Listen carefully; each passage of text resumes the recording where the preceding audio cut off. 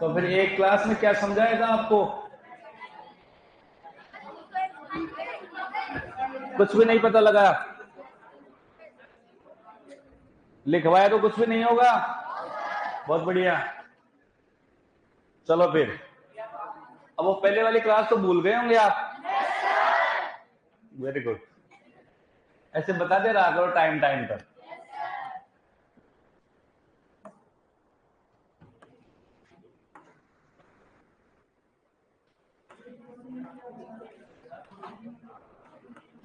आप राजी हो रहे हैं मन में कि सर की क्लास हट गई, बहुत बढ़िया काम रहा है।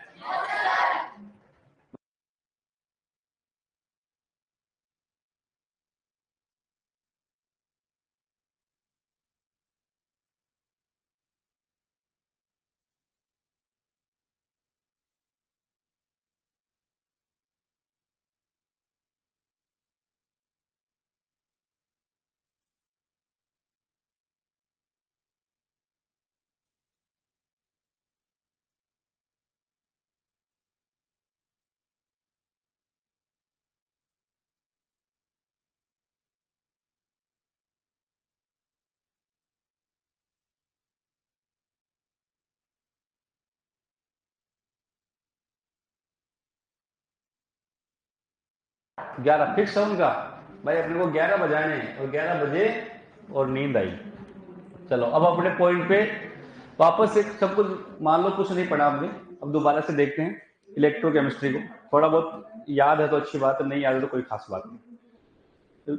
विद्युत रसायन इलेक्ट्रोकेमिस्ट्री, और मैंने बता दिया था सीयूटी का टॉपिक है और लगभग 4 से 5 क्वेश्चन आते हैं इसमें, फिजिकल केमिस्ट्री का पार्ट है।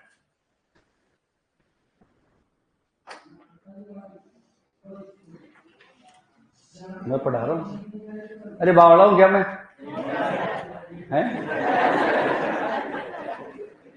मेरे को फर्क ही नहीं पड़ रहा, थोड़ा ध्यान दो बेटा। भाई कोई लिखा हो, कोई बावला हो जाए, कोई किताब में आया हो सुशील सर बावले हैं। हाँ, किताबों में ये जरूर आता है भाई एक बार एक गरीब ब्राह्मण था। आज तक किसी किताब में नहीं आया कि एक बार एक अमीर ब्राह्मण था। आया क्या? हिस्ट्री किताब में पढ़ा ना गरीब ब्राह्मण था। अब तो गरीब ब्राह्मण है तो फिर थोड़ा ध्यान दो।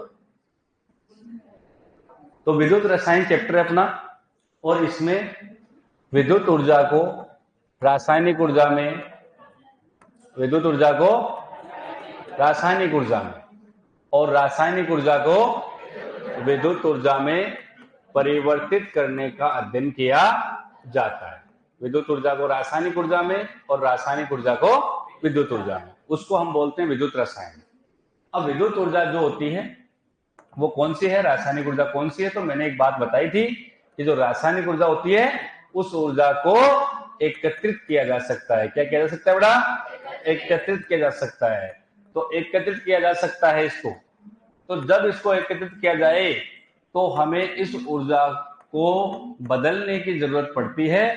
इस ऊर्जा को हम एकत्रित नहीं कर सकते, इसको एकत्रित नहीं कर सकते। विद्युत ऊर्जा जो अपने सामने आ रही है, लाइट जो है वो विद्युत ऊर्जा है, इस ऊर्जा को हम एकत्रित नहीं कर सकते। ये जब चली जाती है तो इससे होने वाले जितने भी काम है वो काम रुक जाते हैं। ये बड़ी समस्या थी साइंटिस्टों के सामने, ठीक है। तो ये सारे काम प्रॉपर होते रहे, ऐसे कैसे कोई काम रुके नहीं, और इस ऊर्जा को हम एकत्रित नहीं कर सकते। तो फिर एक ऑप्शन बचा कि भाई इस कौन सी ऊर्जा को एकत्रित कर सकते हैं? तो रासायनिक ऊर्जा को हम एकत्रित कर सकते हैं जो बैटरी में आती है अपने पास में। तो इस ऊर्जा को हम रासायनिक ऊर्जा में एकत्रित कर लें, लेकिन एक ऊर्जा को दूसरी ऊर्जा में एकत्रित कर रहे हैं तो उसमें बदलना भी पड़ेगा, क्योंकि उसके अंदर जाएगी रासायनिक ऊर्जा। हमारे पास कौन सी है? विद्युत ऊर्जा। तो विद्युत ऊर्जा को पहले रासायनिक ऊर्जा में परिवर्तित किया जाएगा।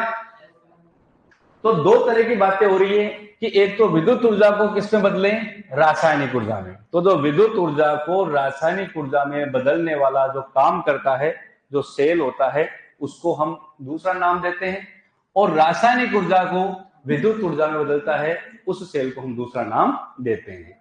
विद्युत ऊर्जा को रासायनिक ऊर्जा में जो बदलता है उसको हम विद्युत अपघटनीय सेल कहते हैं। क्या कहते हैं बेटा?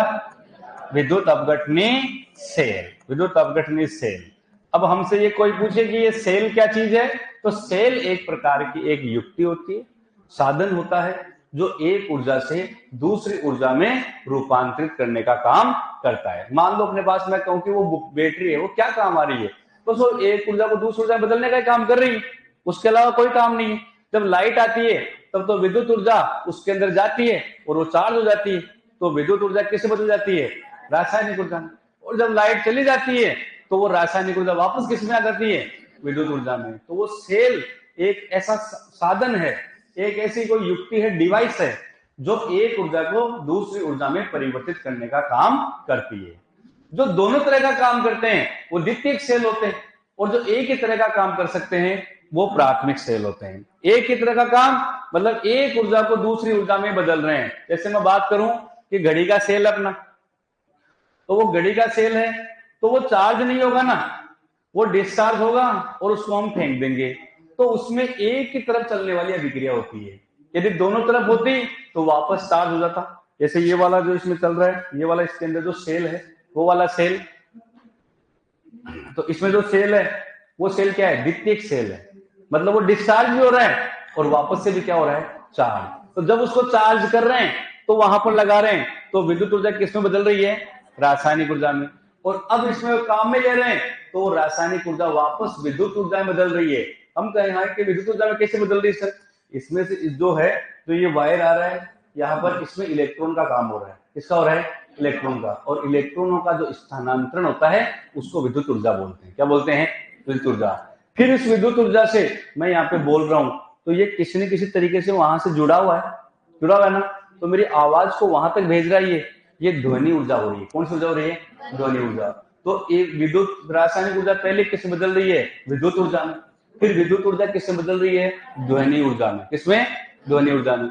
उस ऊर्जा को आप लोग सुन रहे हो, वो श्रव्य ऊर्जा है। क्या है, श्रव्य ऊर्जा है। समझे जी, एक ऊर्जा को एक रूप से दूसरे रूप में परिवर्तित किया जा सकता है। ऊर्जा को न तो उत्पन्न किया जा सकता है और न ही ऊर्जा को नष्ट किया जा सकता है। इसको ऊर्जा संरक्षण नियम बोलते हैं। क्या बोलते हैं, मैं बोल रहा हूं ना तो मेरे अंदर ऊर्जा खत्म हो रही है, ये डेफिनेट बात है।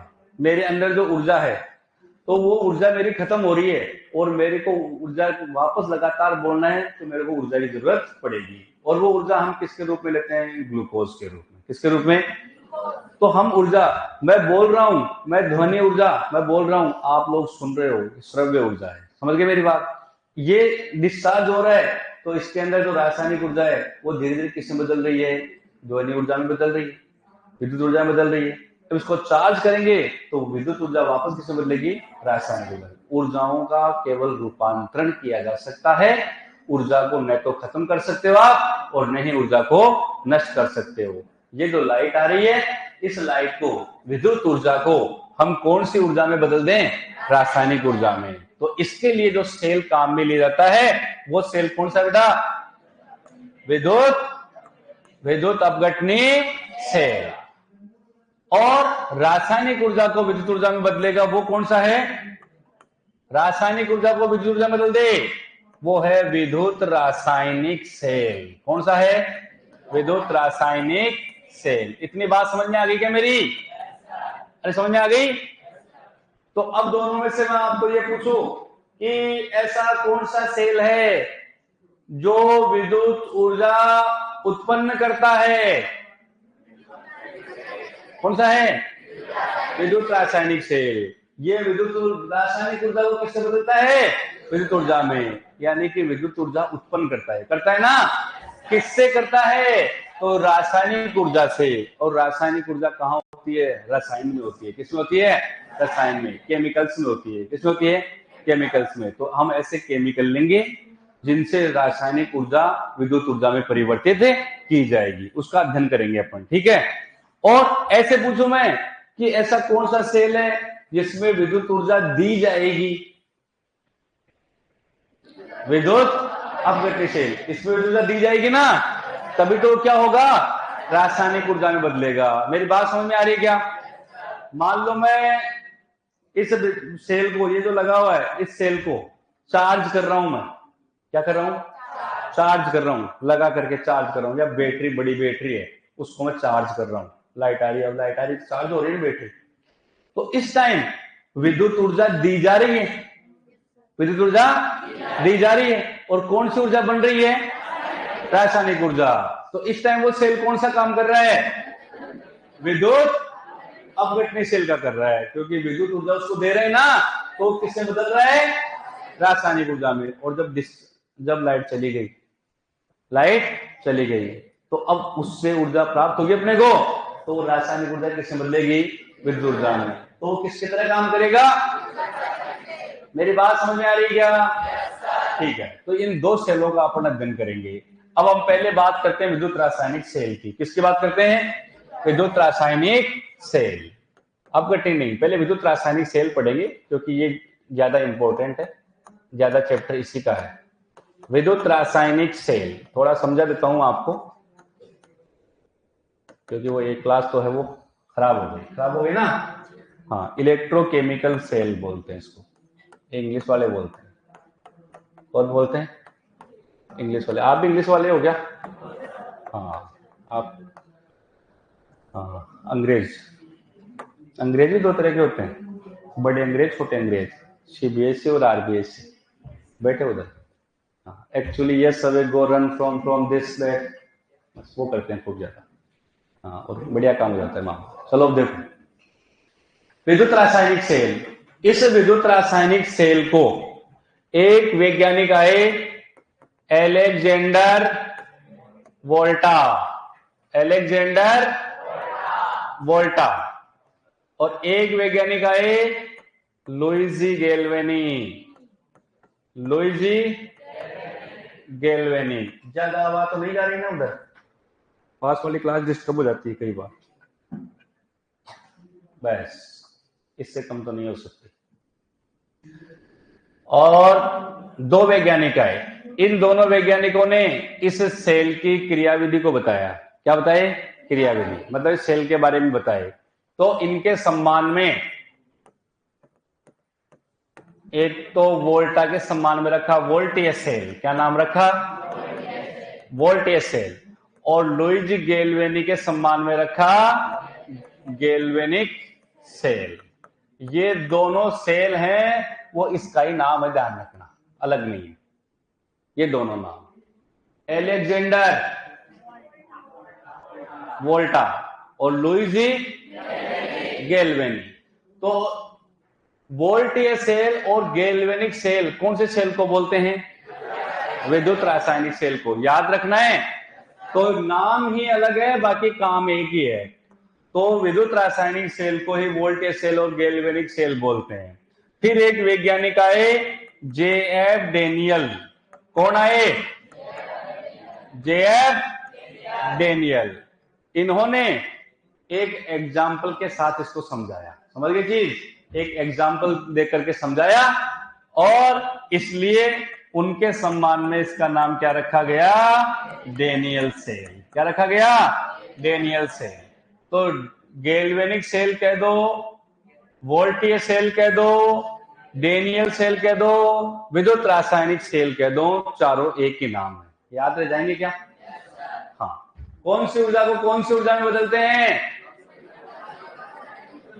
रासायनिक ऊर्जा को विद्युत ऊर्जा में। क्या रासायनिक ऊर्जा को विद्युत ऊर्जा में बदलते हैं ये? क्या ये विद्युत ऊर्जा का उत्पादन करते हैं? करते हैं ना? हाँ। किसके द्वारा करते हैं? रसायनों के द्वारा। किसके द्वारा? वो उदाहरण डेनियल साहब ने समझाया, और डेनियल साहब ने जो उदाहरण दिया वो उदाहरण था जेडन और कॉपर का लेकर के। जेडन और कॉपर, जेडन और कॉपर का उदाहरण देके समझाया था। अब हम उसकी बात करते हैं कि वो कौन सा है और वो क्या है। पहले एक चित्र बना देता हूं मैं, कच्चा चित्र बना के समझाया था क्या मैंने?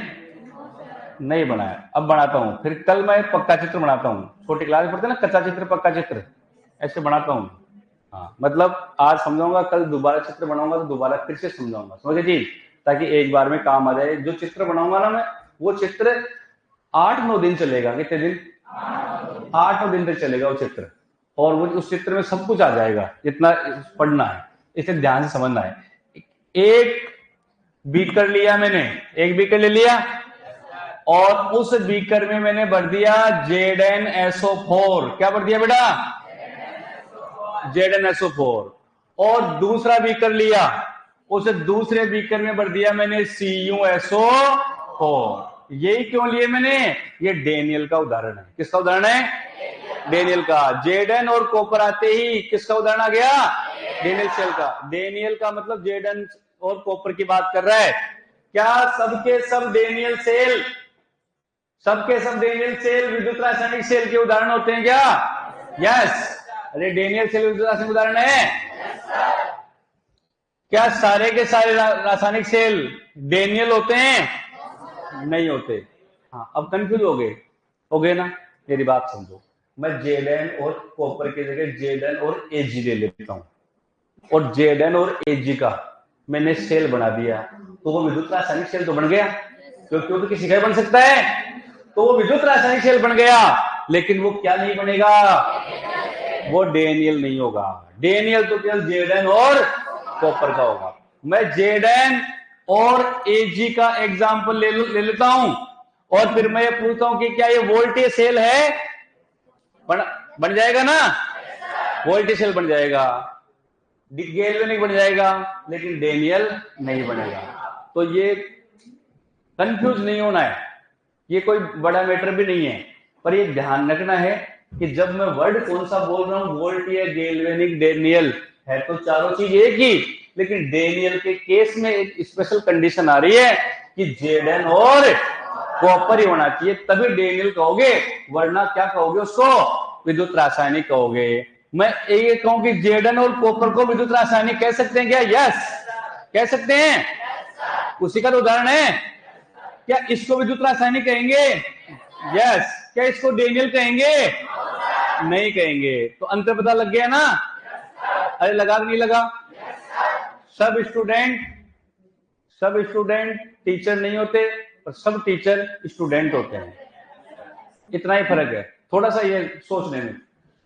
हाँ, अब पॉइंट पे आते हैं। तो मैं अभी किसकी बात कर रहा हूं? मैं डेनियल सेल की, यानी कि विद्युत रासायनिक सेलों की बात कर रहे हैं हम, लेकिन इसमें डेनियल का उदाहरण ले रहे हैं क्योंकि एनसीईआरटी में अपने ये दे रखा है, इसी की बात करेंगे। तो मैंने एक बीकर में तो क्या लिया, दूसरे बीकर में क्या लिया? CuSO4। अब जिस बीकर में हमने ZnSO4 लिया, उसमें कौन सी धातु है? जिंक। तो जो धातु है उसी धातु का लगाना है इलेक्ट्रोड। क्या लगाना है? इलेक्ट्रोड। उसी धातु का लगाना है, दूसरी नहीं होनी चाहिए। यहां किसका लगाना है? कॉपर का। यहां कॉपर का इलेक्ट्रोड लगाना है। मेरी बात समझ में आ गई क्या? तो एक बीकर लिया, उस बीकर में एक विलयन भरा ZnSO4 और उस बीकर में Zn का ही क्या लगा दिया? इलेक्ट्रोड। अब हम ये कहेंगे इलेक्ट्रोड क्या है? इलेक्ट्रोड कोई भी हो सकता है। इलेक्ट्रॉन किसी की भी छड़ हो सकती है, कोई भी, जैसे लोहा, सोना, चांदी, तांबा, कुछ भी हो सकता है जिसमें से इलेक्ट्रॉन जा सकते हैं। यानी कि मैं इसको, ये मान लो ये लोहे का है और इसको मैं उस वायर में, उसमें लगा दूं, पिन में लगा दूं जहां लाइट आती, इसमें करंट आ जाए ना? अरे आए कि नहीं आए? तो ये इलेक्ट्रोड का काम करेगी, जिसमें से करंट आ गया। करंट आने का मतलब है विद्युत धारा प्रवाहित हो रही है, और विद्युत धारा प्रवाहित हो रही है इसका मतलब इलेक्ट्रॉन जा रहे हैं। इलेक्ट्रॉन, जिसमें इलेक्ट्रॉन जा सकते हैं वो इलेक्ट्रोड होता है। क्या होता है? सीधी सी बात समझ गए क्या बात? तो ऐसी कोई भी धातु, और मान लो मैं ये कहूं कि ये प्लास्टिक है, क्या है ये, और उसमें लगा दूं तो क्या करंट आ जाएगा? नहीं है। अब ये इलेक्ट्रोड नहीं है, मगर चीज, तो जिसमें से इलेक्ट्रॉन बह सकते हैं, करंट बह सकता है, विद्युत धारा जा सकती है, वो इलेक्ट्रोड का काम करते हैं। कोई भी हो सकता है, और लगभग सारी धातुएं जो हैं वो किसका काम करती है? इलेक्ट्रोड का। तो यहां पर किसकी छड़ लगा दी मैंने? Zn की। अरे किसकी छड़ लगा दी? Zn की छड़ लगा दी, जिसमें जो विलयन बना रखा है उसी धातु की छड़ लगा दी जो किसका काम करती है? इलेक्ट्रोड का काम करती है बेटा। किसका काम करती है? इलेक्ट्रोड का। मेरी बात समझ में आ गई क्या? इसमें किसकी छड़ लगाई है? कॉपर की छड़ लगाई है जो किसका काम करती है? इलेक्ट्रोड का काम करती है। किसका काम करती है? इलेक्ट्रोड का। इतनी बात हो जाएगी। फिर जो दोनों इलेक्ट्रोड हैं, इन दोनों इलेक्ट्रोड को गैल्वेनोमीटर की सहायता से जोड़ देते हैं। किसकी सहायता से? गैल्वेनोमीटर की सहायता से। ये क्या है यहां पर? गैल्वेनोमीटर। गैल्वेनोमीटर ये क्या क्या काम करेगा? ये इसके अंदर कोई विद्युत धारा, एमीटर भी लगा सकते हैं, यहां वोल्ट मीटर भी लगा सकते हैं। केवल हमें ये पहचानना है कि इसमें कोई काम हो रहा है कि नहीं हो रहा। तो जब इसमें विद्युत धारा यदि आएगी ना, तो इसके अंदर सूचना मिल जाएगी। क्या मिल जाएगी? सूचना मिल जाएगी। ये मीटर होता है, ये सूचना दे देगा कि इसके अंदर कोई ना कोई काम हो रहा है, विद्युत धारा प्रवाहित हो रही है। तो ये सूचना के लिए होता है बेटा। किसके लिए होता है? सूचना के लिए। सूचना के रूप में काम में लेते हैं इसको, सूचना के रूप में। ठीक है, क्या लगाया मैंने? अरे क्या लगाया? दो इलेक्ट्रोड लिए। इलेक्ट्रोड हर किसी धातु का लगा सकते हैं क्या? नहीं, जिसका विलयन है उसी की धातु का लगाना है। मैं यदि यहां पर AgNO3 ले लेता यहां पर, तो किसका इलेक्ट्रोड लगाऊंगा? फिर Ag का लगाऊंगा। अरे किसका लगाऊंगा?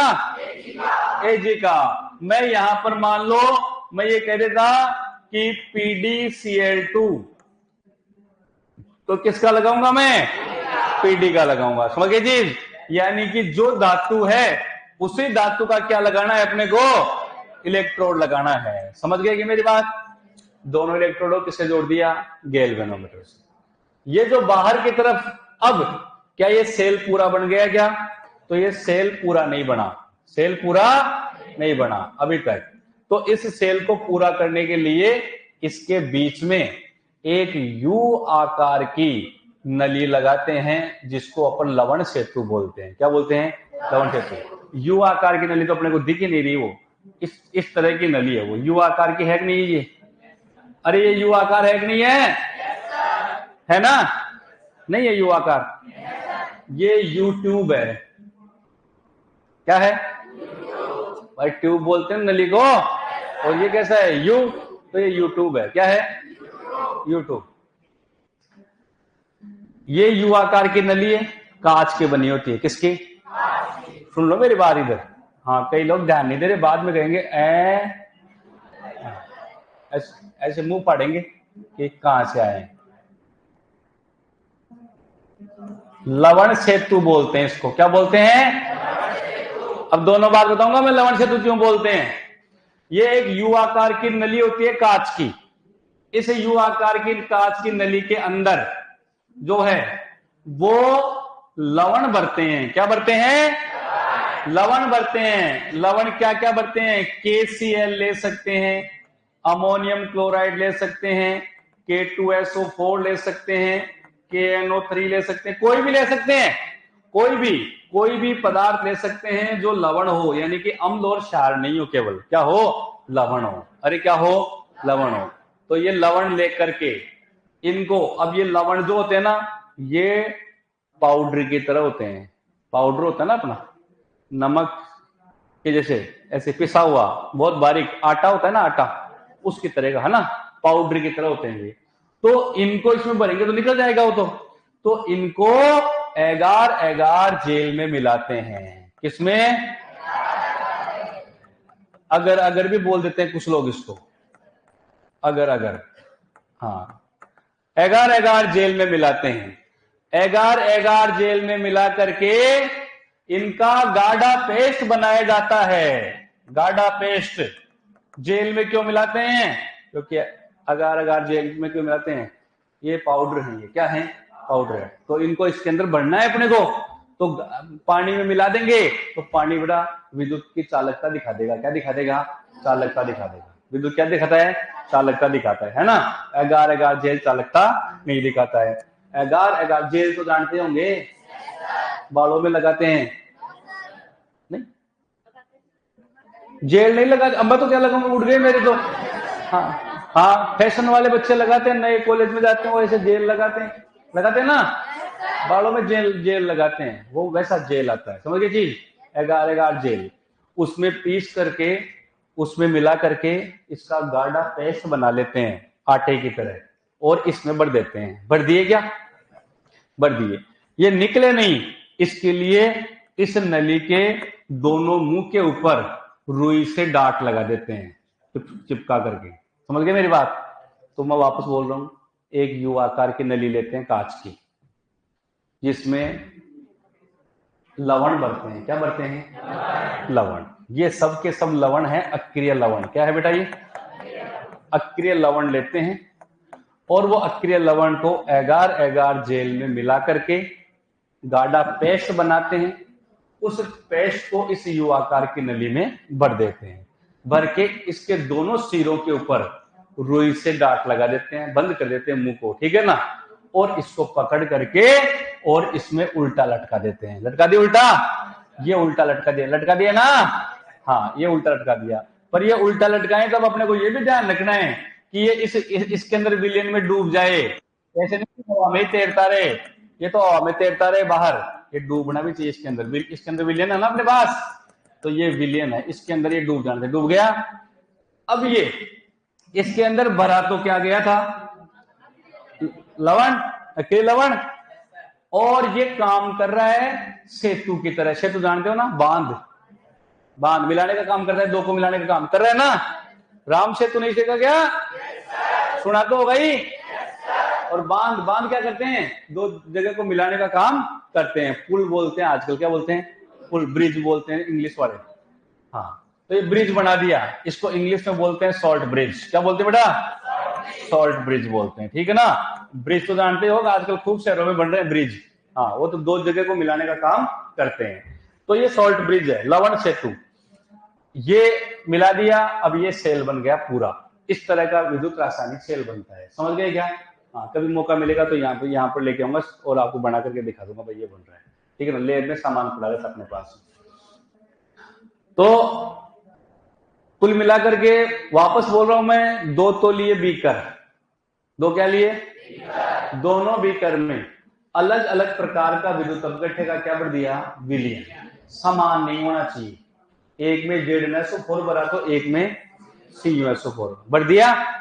अलग अलग विलियन होना चाहिए। दोनों पात्रों में अलग अलग विद्युत अपघट्य का विलियन भर लिया। एक में Zn की छड़ लगा दी, इसमें ZnSO4 का विलियन था। एक में कॉपर की छड़ लगा दी, इसमें CuSO4 का विलियन था। मतलब यह है कि विलियन में उपस्थित धातु के समान धातु का इलेक्ट्रोड लगाते हैं। सही बात है। विलियन में उपस्थित धातु के समान धातु का इलेक्ट्रोड लगाते हैं। तो ZnSO4 में किसका इलेक्ट्रोड लगाया? Zn। और CuSO4 में Cu। दोनों इलेक्ट्रोडों को क्या कर दिया? दोनों इलेक्ट्रोडों को अरे जोड़ दिया। किसकी सहायता से? गैल्वेनोमीटर की सहायता से।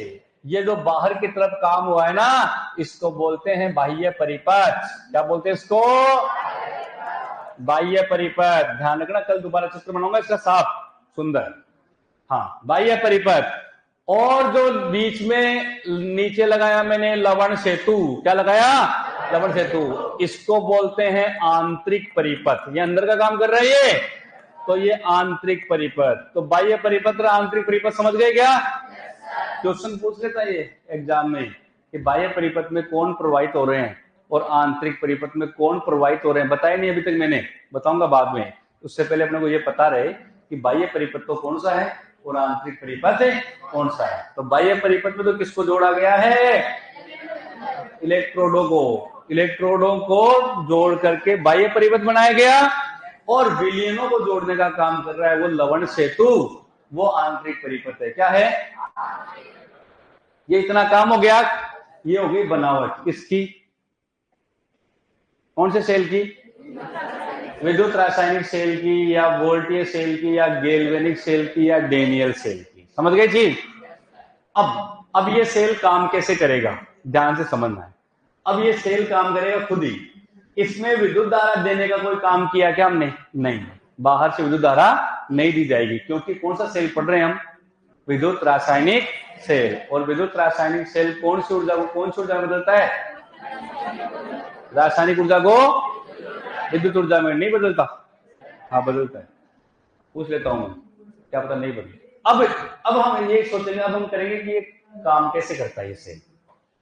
अब क्या है कि जो जेडन और कॉपर दो धातु है, इन दोनों में से जिसकी क्रियाशीलता ज्यादा है, जिसकी क्रियाशीलता ज्यादा है, वो पहले काम करेगा। अब क्रियाशीलता ज्यादा कहां है? तो आप में से रेडॉक्स चैप्टर पढ़ लिया क्या? किसने पढ़ाया? तो मैंने बहुत बढ़िया से पढ़ाया, जो चीज चाहिए वो सब पढ़ाई है। हाँ, किसने नहीं पढ़ा रेडॉक्स चैप्टर? सबने पढ़ा ना? अब सुनो काम की बात। रेडॉक्स के अंदर पॉइंट नंबर 5 विद्युत रासायनिक श्रेणी, उसको पढ़ना है। मैंने पहले कहा था ना, तो वो तो 7 दिन की बात हो गई। अबे वो तो भूल गए, खाना खाया था दब जाता है नीचे, नहीं दबता? हाँ, केमिस्ट्री और हिस्ट्री बेवफा, रात को पढ़ी सुबह सपा, तो गायब हो जाती है। हाँ, तो उसको वापस पढ़ना है।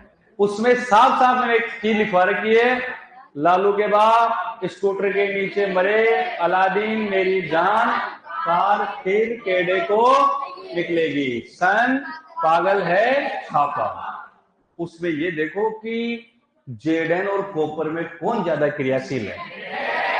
कौन ज्यादा क्रियाशील है? जेडन। ये मैंने शॉर्ट ट्रिक बता रखी है आपको। इनका दूसरा तरीका और होता है, इनके मान होते हैं, मान के आधार पर भी क्रियाशीलता देखी जाती है।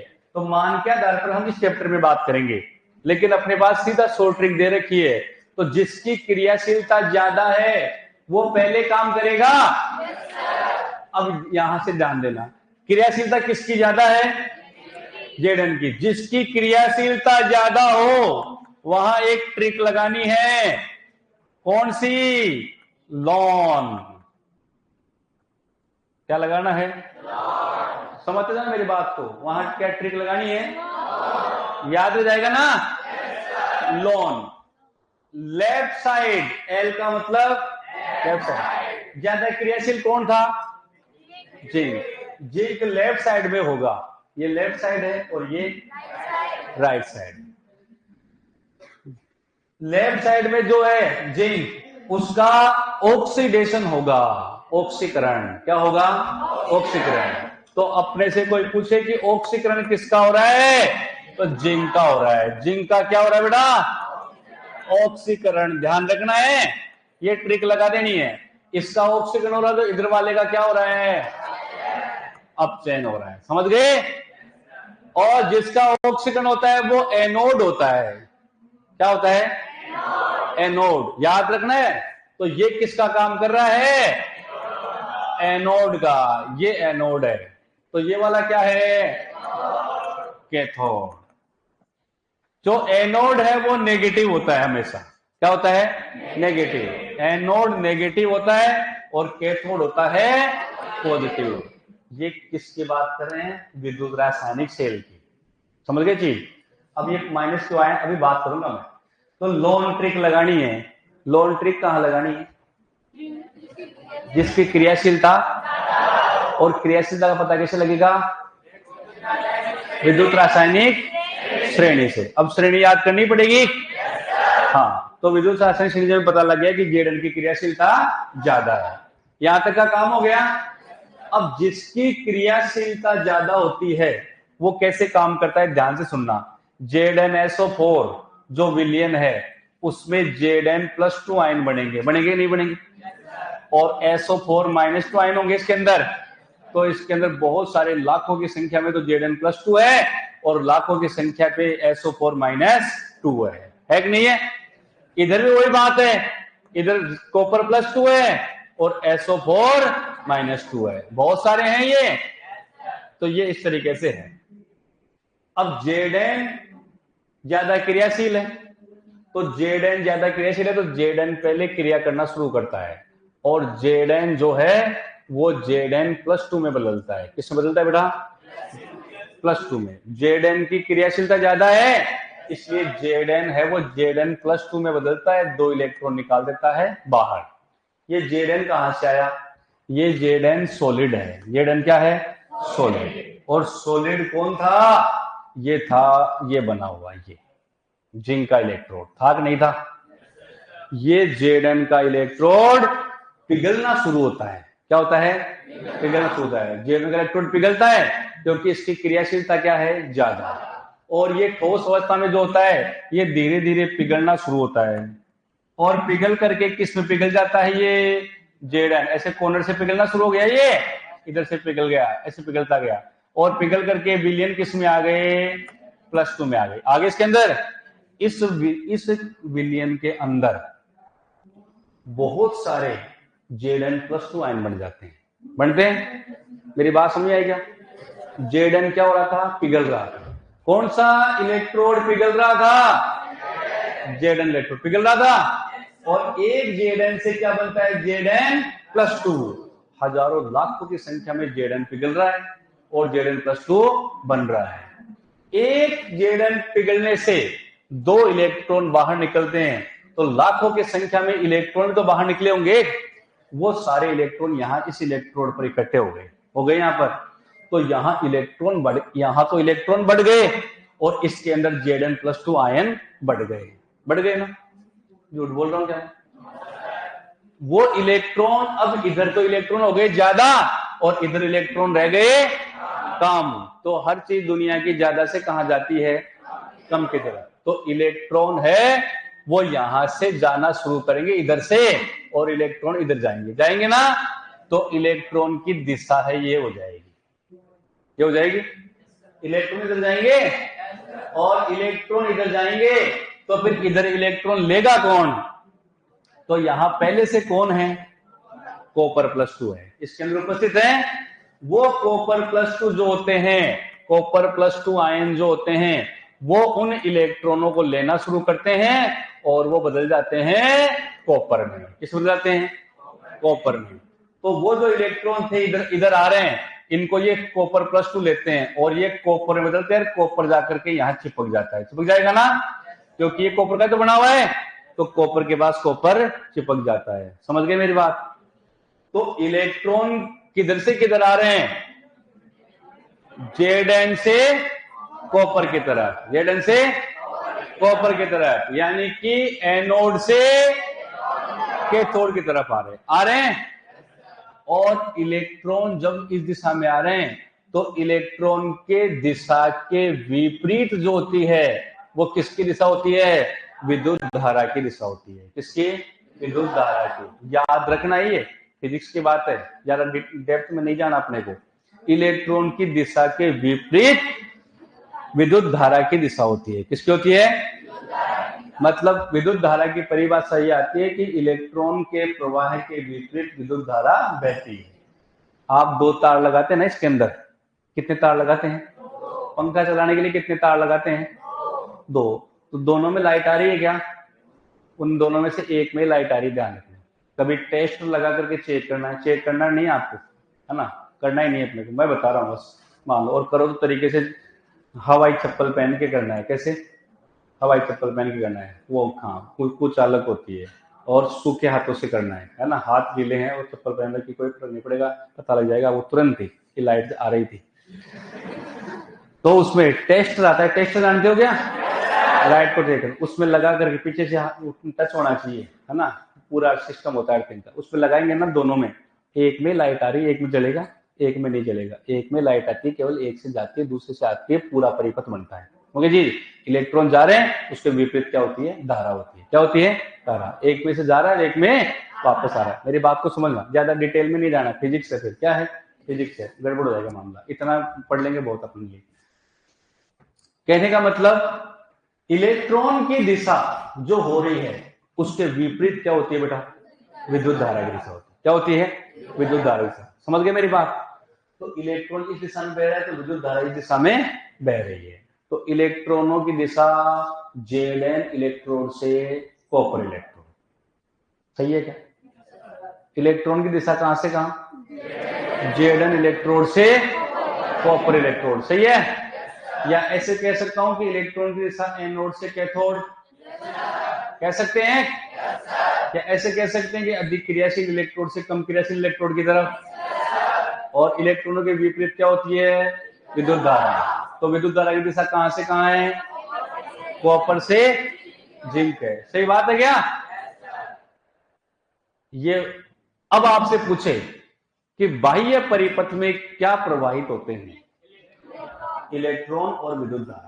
इलेक्ट्रॉन और विद्युत धारा। इलेक्ट्रॉन का प्रवाह कहां होता है, बाह्य परिपथ में। या फिर धारा का प्रवाह कहां होता है, बाह्य परिपथ में। जैसे ही धारा बहेगी इस गैल्वेनोमीटर में क्या आ जाएगी, सूचना आ जाएगी। इससे पता लग जाएगा कि विद्युत धारा उत्पन्न हो रही है, विद्युत धारा उत्पन्न हो रही है। और इसको, इस प्रयोग को फिर ले जाकर के बड़े स्तर पर काम में ले लिया गया। समझ गए चीज कि धारा कैसे बनाई जा सकती है, और वो बैटरी बना दी गई है, सब वो काम कर रही है। करेगी नहीं कर रही। तो ये केमिस्ट्री में, लैब में प्रयोग होते हैं। प्रयोग करके फिर उसको बाहर लाया जाता है, और बाहर ला करके वो नई चीजें जाती है। आज से नई नई चीजें बन रही है ना, वो क्यों बन रही है, वो ऐसे एक दूसरे को जोड़ तोड़ करके बनाई जा रही है।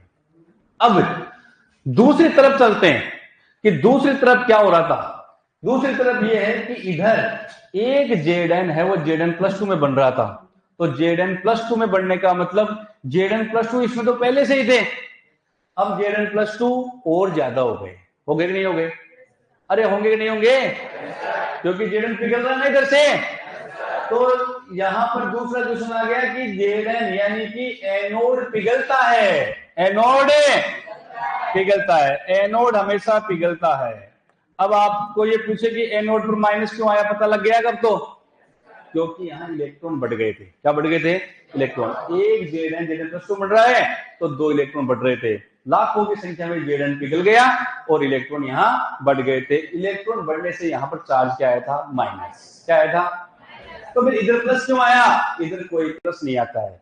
इधर इलेक्ट्रॉन इस तरफ जा रहे होते हैं, तो हम इसको, इसका क्या मतलब निकला कि इलेक्ट्रॉन जा रहे हैं। तो इलेक्ट्रॉन किस तरफ जाते हैं, इलेक्ट्रॉन पे आवेश होता है माइनस, और वो जाता है, इसका मतलब धनावेश की तरफ जा रहा है। किधर जाता है, धनावेश की तरफ। इसलिए कैथोड है वो क्या होता है, पॉजिटिव होता है इसकी तुलना में, इसकी तुलना में, क्योंकि इलेक्ट्रॉन ज्यादा हो गए तो इसकी तुलना में ये कम रहेगा इलेक्ट्रॉन, और कम वाले को क्या बोलते हैं, प्लस बोलते हैं। समझ गए जी। इसलिए एनोड माइनस है और कैथोड क्या है, प्लस है। दूसरी बात, ये पिघल रहा है तो फिर इस इलेक्ट्रोड पर क्या हो रहा था, इसके ऊपर जम रहा था ना, तो इसके ऊपर होता है निक्षेपण। क्या होता है, निक्षेपण। इसके ऊपर क्या होता है, मेरी बात समझ रहे हो क्या। पूछूंगा नालायक को, कल इसको हालांकि दोबारा बना दूंगा, मैं बनाऊंगा नहीं, दोबारा बना दिया मैंने आज ही, कल तो इसको ऐसे रखूंगा। निक्षेपण। दूसरी बात, आगे बढ़े, इसको हटाते हैं यहां से, एक ट्रिक बाद में काम में लेंगे, ट्रिक लिख दूंगा। अब मैं आपसे पूछूं कि इसके अंदर जेडन ज्यादा हो रहे हैं या कम हो रहे हैं, ज्यादा हो रहे हैं। तो जेडन+2 आयनों की सांद्रता में क्या हुई, वृद्धि हो गई। तो जेडन+2 आयनों की सांद्रता में तो होती है वृद्धि, और इधर कॉपर+2 था, उसमें क्या हो रही है, कमी हो रही है। हो रही है ना कमी। तो कॉपर+2 आयनों की सांद्रता में क्या हो रही है, कमी हो रही है। तो यहां पर मैं लिख देता हूं कॉपर+2 आयन जो है, उन आयन की सांद्रता में क्या हुई, कमी हो गई। यहां तक बात समझ में आ गई क्या मेरी, अरे आ गई क्या। तो इसके आगे चले तो ये अभिक्रिया हो रही थी ना, अरे हो रही थी नहीं हो रही। तो ये अभिक्रिया कहां हो रही थी, ये अभिक्रिया हो रही थी बेटा एनोड पर। कहां हो रही थी, एनोड पर।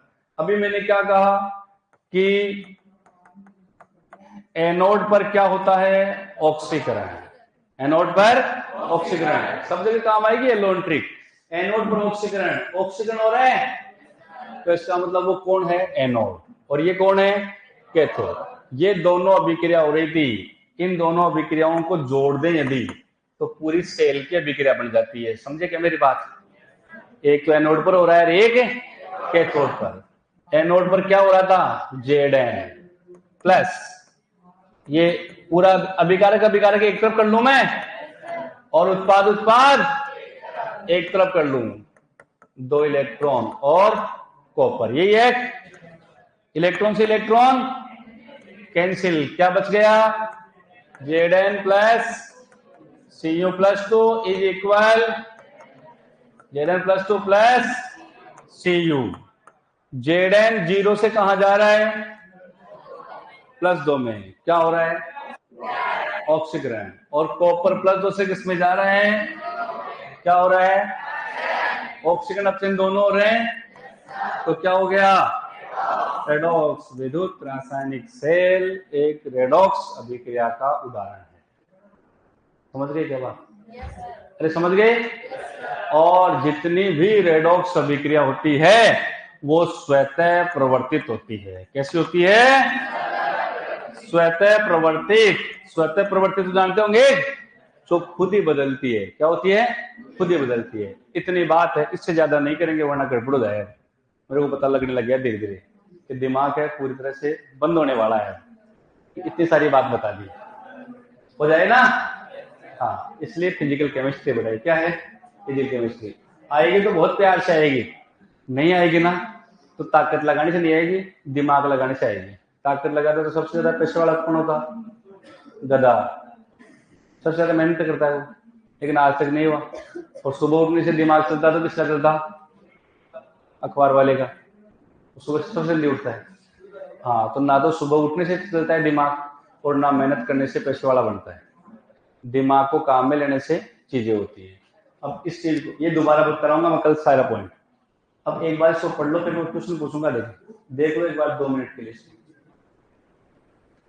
क्या क्या चीज लिखी हुई। हाँ, लिखना नहीं है अभिषेक बेटा, लिखना नहीं, लिखवाऊंगा मैं कल सब कुछ चीजें लिखवाऊंगा दोबारा से।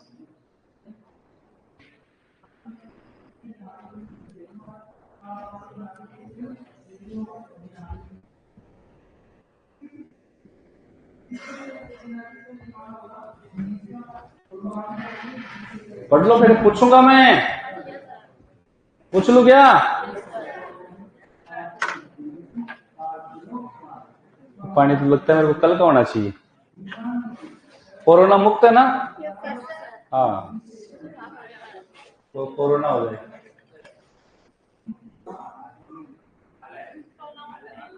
देख रहा हूँ मैं कोरोना का वायरस है क्या,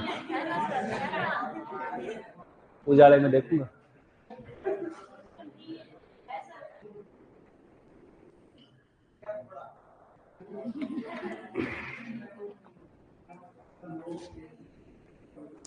लो फिर सैनिटाइज हो गई बॉडी।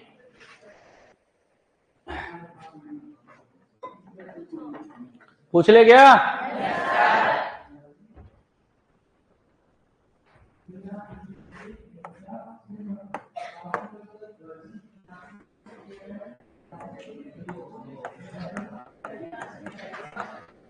एक बात का ध्यान रखना, एक तो कल वो जो रेडॉक्स मैंने पढ़ा दिया था ना पहले, उसमें 5वां पॉइंट है, उसको विद्युत रासायनिक श्रेणी, उसको बेटा वो जो जितना याद कर देगा ना पूरा, उसके उतना बढ़िया समझ में आएगा। चैप्टर पूरे चैप्टर में चलेगा वो।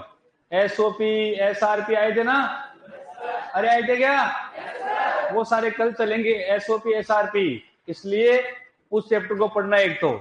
अब मैं पूछता हूं कि विद्युत रासायनिक सेल कौन सी ऊर्जा बदलते हैं? रासायनिक ऊर्जा को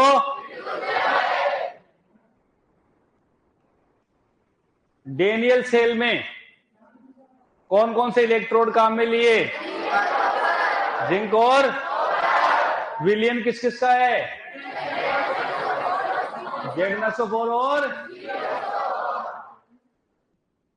एनोड का काम कौन कर रहा है? Zinc electrode. कौन कर रहा है? एनोड प्लस है या माइनस? इलेक्ट्रॉन का प्रवाह कहां से कहां?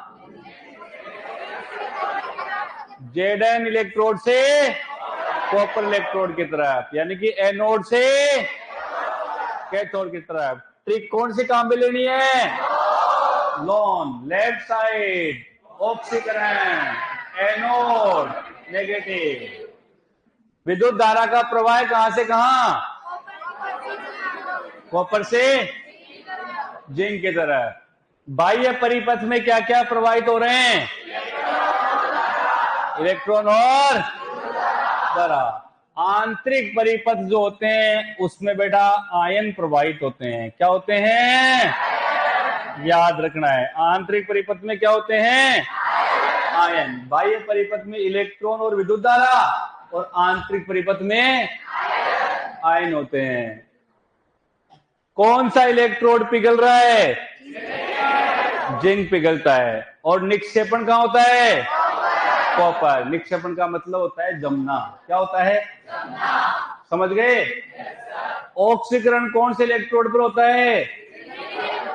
जिंक पर। और अपचयन कॉपर पर। और आगे की बात करेंगे कल।